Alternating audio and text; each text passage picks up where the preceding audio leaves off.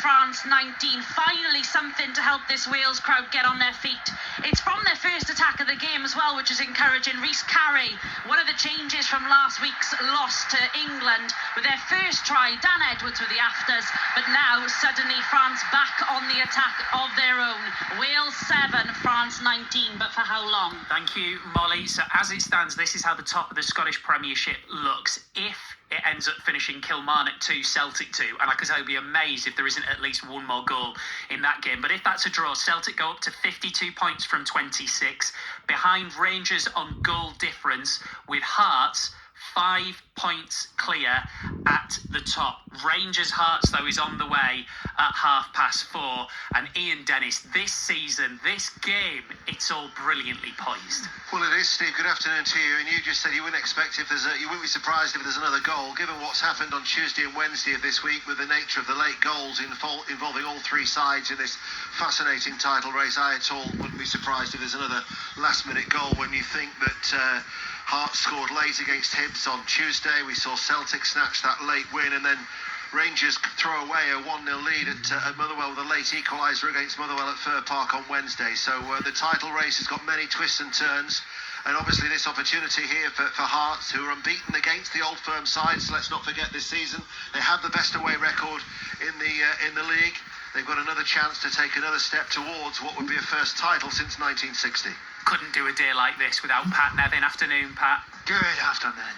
When Hearts were leading the Scottish Premiership early on, if someone had said to you, fast forward to 26 games in and there'll be 5 points clear, you wouldn't have believed that, would you?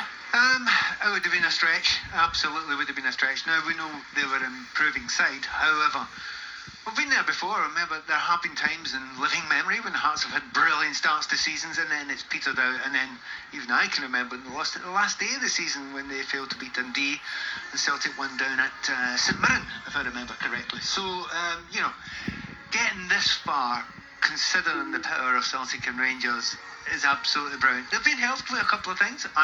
Not least because they've been quite good themselves, but also because Rangers had a terrible start, and then Celtic had this very weird period of time during the season when Brendan Rodgers leaves, they bring in Martin O'Neill as well, and then they change the manager and they had a nightmare. So it's wild things are all going around, and Deno was absolutely right. The stories of this season have been absolutely fantastic.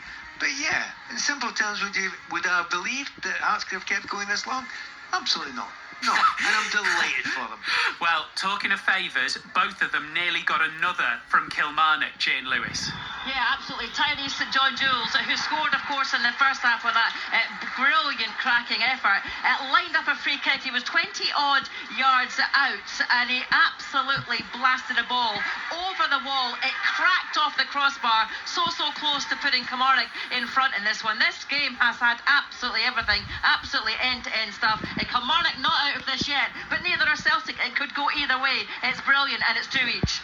Ryan Stevenson played over 100 times in the Hearts midfield. He's with us as well, part of the Radio Scotland commentary team this afternoon. Hi, Ryan. Hi there, how you doing? Yeah, really good, thank you. They just keep surprising us, and now it shouldn't be a surprise that Hearts are not just in pole position, but looking strong. Yeah, they look great. I think any time they've had a little bit of a wobble or they've had a defeat, they've come straight back and bounced back the following week, which I think has been the biggest thing for them, because any time they have, as I said, people have been quick to write them off. But they've just kept going, and they now find themselves, especially after the game during the week where they weren't great, but they managed to find a winner from somewhere late on. They now find themselves in a position where if they come here today and they manage to take the 3 points, I mean, I think it'd be very difficult for them to lose the lead. I genuinely feel they would go on and they would win the league. Right, Ian, let's get the teams and we can get stuck in. Yeah, well, Rangers have made 5 changes from the side that drew with Motherwell on Wednesday. Sterling, Fernandez, Romans, Sko-Olsen and Nadiri come in for Tavernier, Giga, Magoma, Diamande and Gassama. So Suter, against his old club, is the only one who's remained in that defence in front of Jack Butland. because they've changed the other central defender. They've changed both fullbacks. As for Hearts, 2 changes from the team that beat Hibs on Tuesday. Halkett returns from suspension. He replaces Kent in the start of defence. And then you've got Agu, who makes his first start for Hearts, the Brazilian. A record signing it was when they signed him in the summer on a 4-year deal. He comes in for Kabore. Ryan, how strong is that Hearts team then? Because obviously, for those that don't follow it every week, it's quite easy to think when Lawrence Shankland is injured, as he is at the minute, and will be for another few weeks at least, are they going to struggle? Yeah, listen, he's a big player. He scores big goals. He scores a lot of goals for Hearts. So he's obviously going to be a miss. Cammy Devlin, who for me has been the best player in the country this year, playing centre midfield for Hearts, he's also out, which is a big miss. But they have Agu coming in, who's been a big signing for Hearts. The last couple of games they haven't particularly played well. They're going to have to come here to Ibrox today, and they're going to have to keep the ball. They're going to have to retain the ball. They're going to have to be better than Rangers in the midfield area, and I think that's why he's came in. But in the 2 players in Kizaridis and in Braga, they have players who can change games, who can score goals. So listen, they're as strong as they possibly can be, and even with Lawrence out, I still think they can come here today and get 3 points. A new Brazilian in the starting lineup is always a great thing, Pat Nevin. Can't wait to see him. And you're right with Shankland missing, because he's gone through long periods when he's been unstoppable, Lawrence Shankland. And of course, being the captain of the team as well, big part of it, missing them there as well. But he has been missing for a little while, and they've managed to stay at the top of the league, so that's a good thing. And they have brought in a number of players over this season and before, but the likes of Claudio Braga, deeply much loved by the fans as well, and a very, very good player. And you look at that forward line just behind them, Kizaridis, the aforementioned Claudio Brava and Chesnov. They have got players that can do things, they can create things, and maybe a big thing that we almost forget sometimes, fearless. Don't care about Celtic or Rangers. They're here, and they believe in themselves as good enough players, and they should be a team that is winning a league, and that's a really big thing to have on top of it all. So we will be updating about Agu a lot today. We'll see how he likes this atmosphere up here. Don't think he'll like the weather though. It's freezing and horrible. When it comes to new signings though, Ian, I mean, this is the big difference between this Rangers team and the Rangers team that's already lost twice to Hearts this season, especially across the forward line. New signings, new faces, a new central midfielder as well. This is the real start of Danny Rowe making it his team, I suppose. Yeah, I guess so. I mean, he's coming in from a point where he's succeeded with one of the worst managers in Rangers history, if not the worst, with Russell Martin, lowest win percentage, and obviously they had such a terrible start to the season, eliminated from the Champions League. They had 1 win from 8 before he disappeared.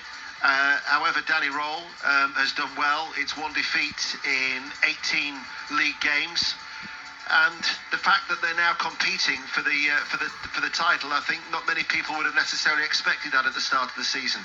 They've only lost twice all season, but both of those have been to Hearts. So they've got an opportunity to make amends for that defeat. Because the thing is, if you watch the game on Wednesday, they're leading 1-0 at Fir Park, but they were time wasting and only leading 1-0, and it came back to bite them when Motherwell scored with that late equaliser. So here. And they're good at home as well. They've won their last 6 at home in the league here, but they are against a side that have got the most points away from home in the Scottish Premiership. 26 points from their 13 games, Hearts. But if they were to beat Hearts today, and I'm like Pat, I can remember back in 1986 too, an Albert kid, 40 years ago. Then all of a sudden, I'm not too sure what Ryan would make of this, but then questions might be asked: are Hearts starting to wobble? Because they've only won 2 of their last 5 in all competitions. But Derek McInnes has been quite vocal about his side. He thinks that there's been a lack of respect, a lack of regard that has been shown to Hearts. So it'll be interesting to see what the narrative is if Rangers do get the 3 points. That's a really good point, Ryan, because there's actually only 2 possible narratives. There's narrative 1, which is they lose, and then people, as Ian was saying, will ask, are they wobbling? But narrative 2 is that they don't lose, and then people start saying, well, it's theirs to lose now.